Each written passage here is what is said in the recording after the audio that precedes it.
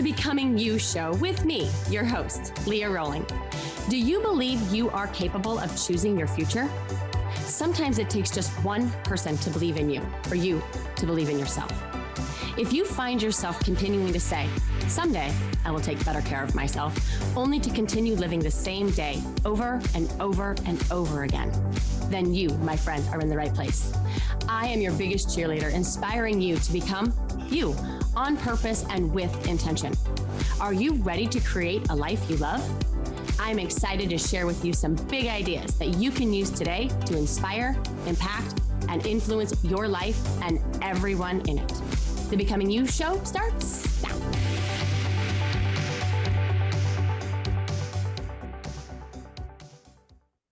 Hello, my friends. How are you? How is your week? I have had a busy March already. We're finishing up with the fall sports of basketball, and we're diving into track and baseball and all the things. My kiddo had his very last show choir performance, and he has a solo, and they do a flip before his solo, and he crushed it. And it's so exciting to see them step into who it is that they are in such a big way. I think he performed in front of like 1,000 people. So I was super excited and proud of him. Getting ready for spring break next week, going to Mexico with my family. I'm going to try to be super intentional about it because I only get 2 more of those with my oldest, who will then be on a senior trip. And then I'm not so sure if spring break with mom and brothers is going to be that much fun for him. So anyway, that's what's going on in my world. All the good stuff. I hope all is good with you. We are talking about all the good stuff today. We are talking about abundance today. The feeling of enough. That's what we're going to talk about.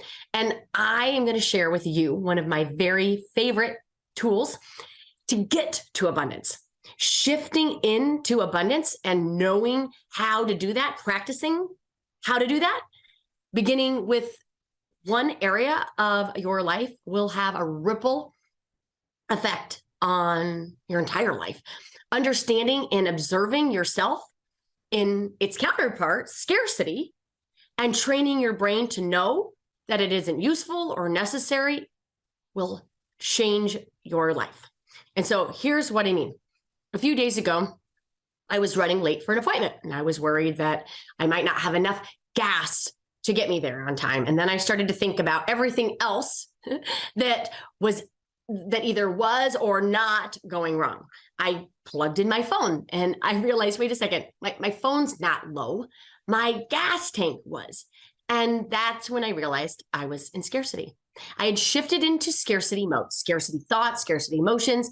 And now I'm showing up in scarcity. How fascinating. I think about that in my brain a lot. How fascinating. Let's observe, right? I noticed my thoughts and how they were all part of that not enough family. I don't have enough gas. I don't have enough time. They're going to think that I'm not a good enough person because I can't get to where I need to in time. And good people get to places in time. And then it can literally take over your entire emotional state, where you feel depleted and, well, not enough. Does this ever happen to any of you, or is it just me? So I want to share with you guys one of my very favorite quotes on abundance from Deepak Chopra. And he says, abundance, let me read this. Abundance comes from within. It comes from thought, intention, attention, and expectation. So abundance comes from within. It comes from thought, intention, attention, and expectation, which means abundance and its counterpart are all states of mind, originated in our brain and played out by action or inaction, which means abundance is a choice. This is the best news ever. I have solved for a lot of scarcity in my life. Scarcity of time, scarcity of money, scarcity of meaningful relationships, being enough myself. So this is what I notice. When I'm in scarcity or I think I'm going to be late somewhere, I get anxious. I get frustrated. I'm quicker to temper. I don't actually drive my best or show up my best. I'm distracted. I'm more likely to speed. I'm not as careful. I'm not attentive. When I'm in scarcity, I don't enjoy the experience. I don't enjoy my life. And I create the very thing that I'm frustrated about. More, not enough experiences. So here's what happened. In case you were wondering, I got there in time. I did not run out of gas. I did not run out of cell phone battery, and all the feelings of scarcity that seemed so important and so useful wasn't even necessary. We become less effective as the humans that we want to be when we operate from scarcity. And I just find that so fascinating. And I'm not even here to say that I figured it out. I haven't figured out how to never do it. I don't tell myself that I should not do it. But what I do is I better observe and study and understand it. Okay? So let's understand it today. Think about your brain like a computer. Okay, the most powerful computer that exists. Your brain is the computer, and your brain runs software. It runs programs. Now, some of our software that we have is pre-wired. We call these instincts. We call this human nature. We call this human behavior. And then we have software programs because of our own experiences. We have thoughts that support those experiences. And the software is the thoughts or the belief system that we are operating from. And one software program that most of us have running in the background is some version of scarcity. Scarcity, the belief there is not enough, or there might not be enough. There's a limited supply or a limited quantity, and therefore we hoard or we have thoughts about it. I might add, my friends, that this software could use some work, some editing. It comes from our evolution when we were cavemen, and there was actual scarcity in some of our experiences. But now that we have grocery stores and we have fast food, most of us don't have to worry about where we're going to get our next meal. And there's nothing wrong with us that we have this software, but can we manage it so that it serves us and it doesn't sabotage us in our life? So we're going to start this conversation first to look at where scarcity shows up in our life. And then I'm going to show you, again, my very favorite strategy to rewire this programming just a little bit. So we're going to be like computer programmers today. Who's with me? Yeah? And go in and recode that programming so we can loosen up the scarcity in our life. So I want you to be thinking about where you might have scarcity. I'm going to offer you some places where I know that I have some scarcity, or I have had some scarcity, and I've tried to solve for scarcity. I'm also going to share with you where some of my clients have scarcity. And these are probably the most typical situations that we have. Okay, so the first one, money. Money. We have scarcity around money. Not enough. And I'm also going to put in there like things and experiences, because money is the way that we get the things that we need. Right? We all talk about having more money, but we don't necessarily want more money. We want all the stuff and things and experiences and travel and good that we would do in the world, the peace of mind that it creates, the security that we would have, that money allows us. Okay. Is there going to be enough of the things that I need in my life? That's money scarcity. If we feel like there's not enough, that there's never enough, that we don't have all the things, that we want more food, we want more throw pillows, we want more experiences, we want more travel, and that currently what we have isn't enough, that's scarcity. Okay? Time. Time just is. It exists outside of us. The clock ticks, the days go by, the earth spins, the sun rises and sets, the seasons come, they go. Time just is. Now, whether or not we have enough of it is a thought. And it's part of that scarcity code that we're running. How we use it and whether we use it appropriately, more just code, more just thought. Okay, these all just live in thought land. But I can't tell you the number of times when I ask my clients, right, what they need, they're like, I need more time, right? So they're in scarcity. They have this idea that there's not enough, as if time was something that you could purchase and prime to your door. Okay. Just the awareness of, isn't that interesting that I'm in time scarcity? Okay. Food is a situation. And sometimes we get scarcity around food. I like to think about food and like toilet paper and formula during COVID, right? And there was, I think, some legit scarcity around it. But I think a lot of our food scarcity doesn't come from that time and experience. I think it comes from, this is so delicious, I don't want to miss out on it. Or we think in extremes, like, I'm going to eat all of this now and get my fix in, and then I'm done eating that kind of food. That kind of all or nothing. Far right is, I can't have it. We resist. The urge gets stronger. And then we've got deprivation. The far left is, I don't care. I'm going to eat whatever it is that I want. We have to understand where we fall on these spectrums, because in the middle is what's true. Okay. Or sometimes I find myself eating at my favorite restaurant and I'm not sure when I'll get back there. So, or I'm at this event. So it's kind of fear of missing out on that particular dessert or that particular appetizer. And so we have a bunch of scarcity around it. The next one, fun, FOMO, right? Who has it? I want to know. Seriously, I am me. Let me know. I have FOMO, okay? Because you're with good company. Because I have a little bit of fear of missing out on fun, missing out on experiences, fun scarcity. And did you know, it's the best news ever for my fun wanners out there, is that there is an unlimited amount of fun available. And again, we're going to talk about how to address the scarcity. I just want to offer up places where it exists so we can see how our brain creates scarcity thoughts, and then what scarcity thoughts create. Okay, success. Here's another one. We have all sorts of scarcity around success.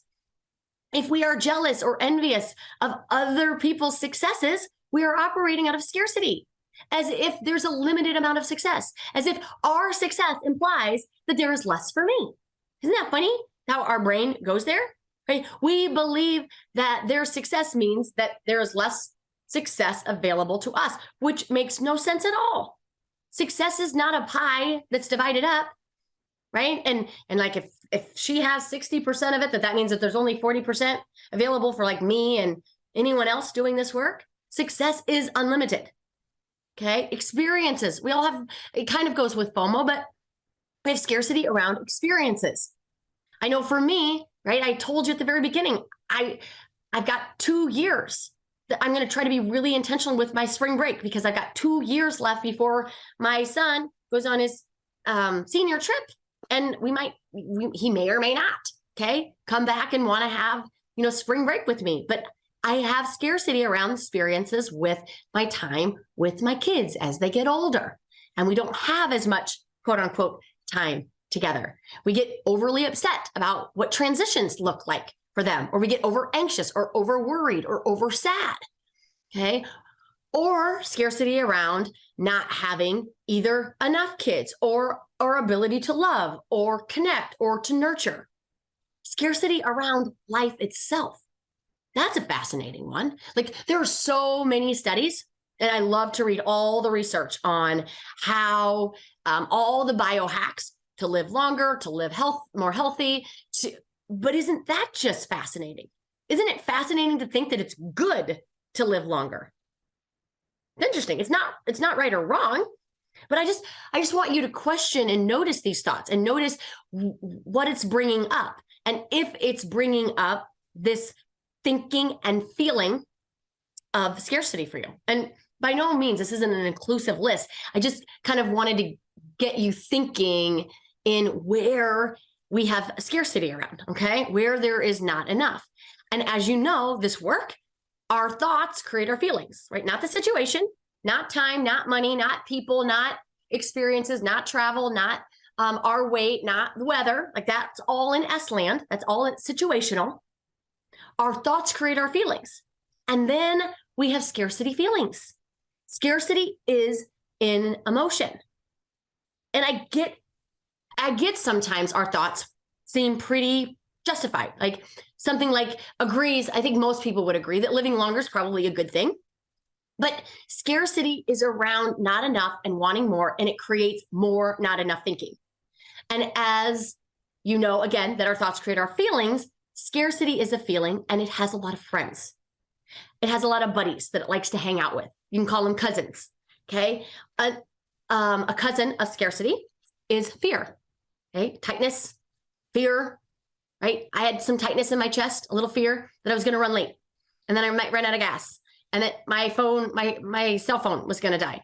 And then I had fear because I was like, oh my gosh, they're going to think that I'm an awful person because good people show up on time.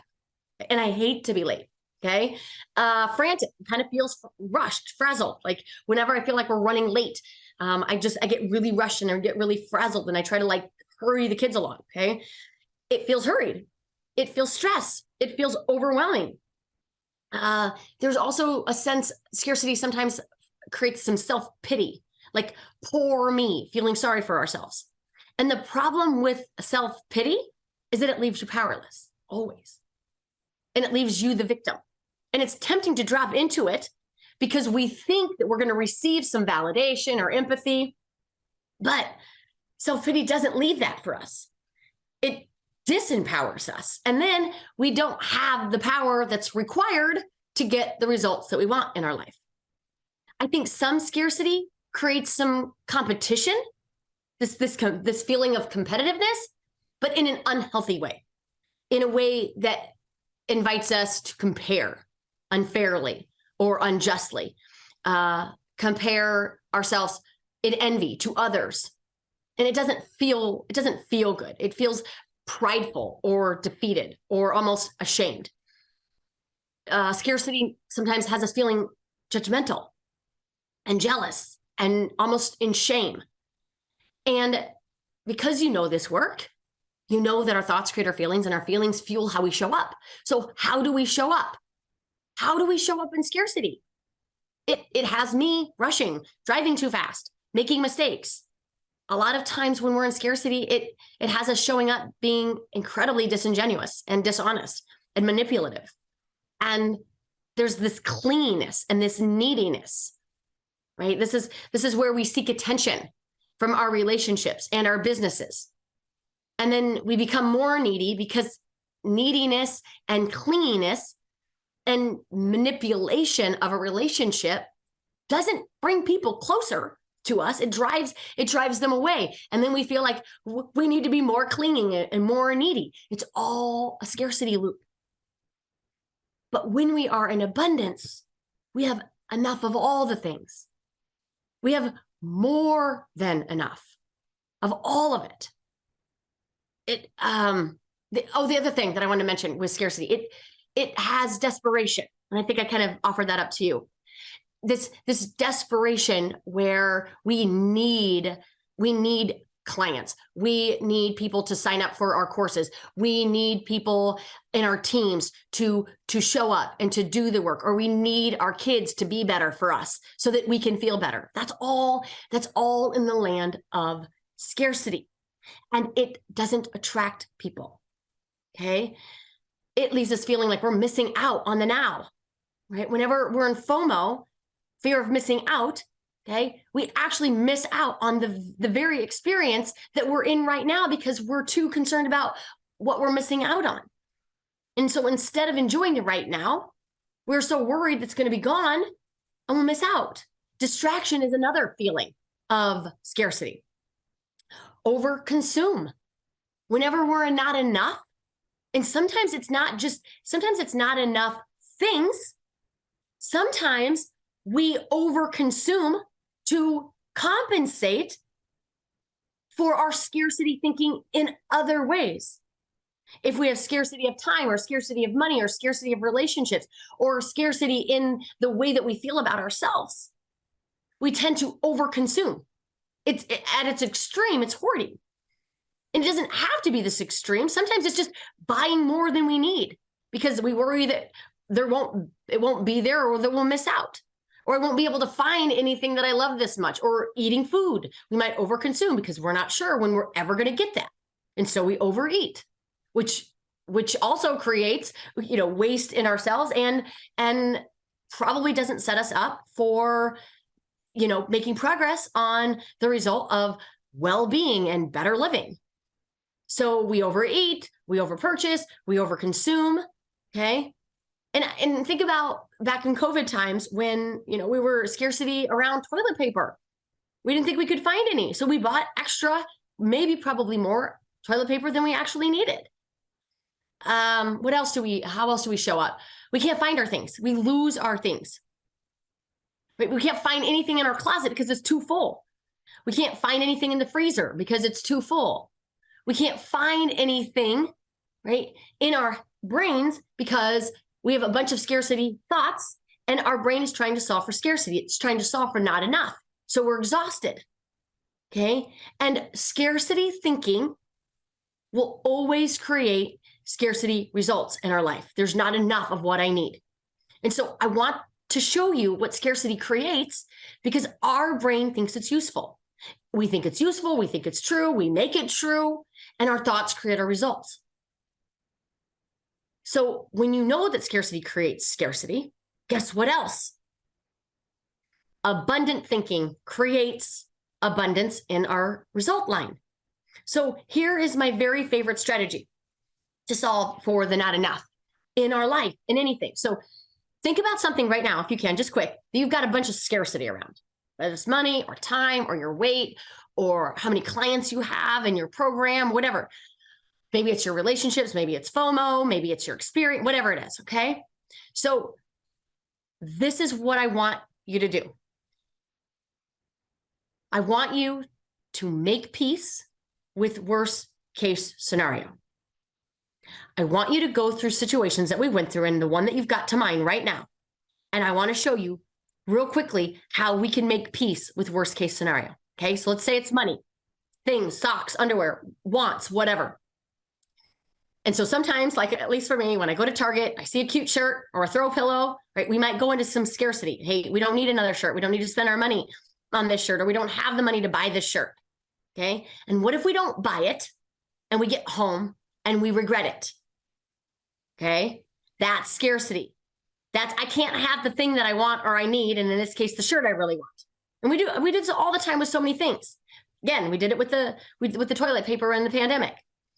I like to make peace with worst case scenario. So peace with the worst case scenario in this, and I know it's a simple, but Leah, what if we go back to Target and this cute shirt's gone? Or what if we run out of toilet paper? And I ask myself, wouldn't that be okay? If that shirt was gone, really, wouldn't it be okay? The truth actually is that this is an awesome shirt now or an awesome throw pillow now. Fantastic, actually. But how long will it be fantastic? Maybe a month, maybe a week, maybe a day. I actually can't think of one thing that I have purchased and that I still think it's amazing after even a year. Okay. Would I be okay? And the answer is yes, I'll be okay. Target's not stopping making cute things anytime soon. So there will always be an opportunity for me to have the things that I want. With money, what if we can't make the rent, pay our bills, pay for gas? What if we get evicted even, lose our car? We would be okay. We could call our parents. We could call our friends. We could call someone. We could live with them for a while. We could call the relief society. We could call the shelter. Now, I know this is not what we want in our life. It's not surrendering. It's not giving up on the life you want. It's I get to peace regardless of what happens. I will be okay. Even if worst scenario happens. What this allows you to do is it allows you to tell your brain to settle down. Remember all those actions that scarcity creates that's not useful? You are not your most creative in scarcity. You can't access strategy or problem solving very easily. We have to quiet it all down. Because when we make peace with worst case scenario, guess what's available? We get resourceful. That's when we get real gritty. That's when we're able to make tons of money, because you realize you don't need money to feel peaceful. You don't need more money to feel whatever it is that you want to feel. You need a different perspective. You need an abundant way to think. Time. A lot of you have scarcity with time. There's never going to be enough time to do all the things that you want to do. And what if it's true? Let's make peace of it. What if we don't get all those things on the to-do list done? What if we don't get anything on the to-do list done? Here's what I know for sure. If it didn't get done, it wasn't supposed to. Can you go through each and every one of these scenarios and make peace with worst case scenario? Can you make peace with fun? What if someone does something that's super fun without me? I'll be okay. I'll be fine. Even if they're having a great time. I don't have to be at home suffering, because remember, I am the fun maker. How can I make my own fun? How can I be fun, create fun in this time right now, instead of being in scarcity and having FOMO about missing out on it? Love, success, life itself. Let your brain know that you've made peace with it. Scarcity is part of your survival brain that thinks that we might die, that thinks that it's really necessary. So when you recognize that you're not going to die, that you're most likely going to be okay, there's peace there. Because at the end of the day, the worst thing that could happen is a negative emotion. That's it. And that is what we're already feeling right now with thoughts of scarcity. So the shift to abundance is the most freeing, the most generous way to live. And again, if you want support living in abundance, I want you to be part of this next cohort program that I'm teaching starting in April. I want you to snag your seat. Cleaning up the scarcity in my life has been by far the very best work I have done.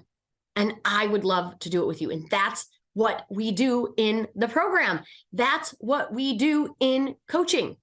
All coaching is an influence process to get to decision-making in abundance, to get to discovery abundantly, right? To solve for problems, to create solutions, to have performance improvement, to have better living. All of that's available in coaching. And for so many of us, we don't even understand or recognize that our brains are creating our reality.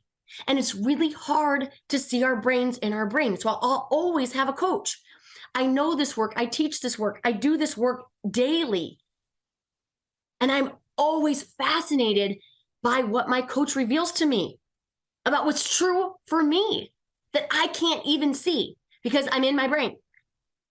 And so we take it out of your brain. We put your brain on paper. We look at our brain from afar and we notice, isn't that interesting that that's what I'm creating in my relationships. That's what I'm creating in and for my health. That's what I'm creating in my life by way of thinking. We don't need necessarily to do anything more to get the results that we want in our life. We have to start thinking better. And I want to teach you how to do that. Okay. So if you've never been coached, if you're not sure it's good or right for you, pop on a strategy call. They're free. And at best, I'm going to give you some fun strategies and tools to implement into your life right now. It's a win-win. You can't lose. So get on a strategy call with me. I want to support and help you get to where you want to go in your life. And even better, you sign up for a program. We're going to spend a lot more time, a lot more intimate time with you. If you like these podcasts, we take this work and we 10x it. So I hope to see you there. Hope you have a fabulous weekend, and I'll see you next week. Take care, everybody. Bye-bye. You have been listening to the Becoming You show with me, your host, Leah Rolling, where I share big ideas to inspire, impact, and influence your life. Tune in every Friday at 11 Central on transformationtalkradio.com for your morning cup of coffee, the hug you never want to end, and that inspirational message that you felt was written just for you. Each show is inspiring you to become you with purpose and intention. For more information or to connect with me, visit www.leahrolling.com.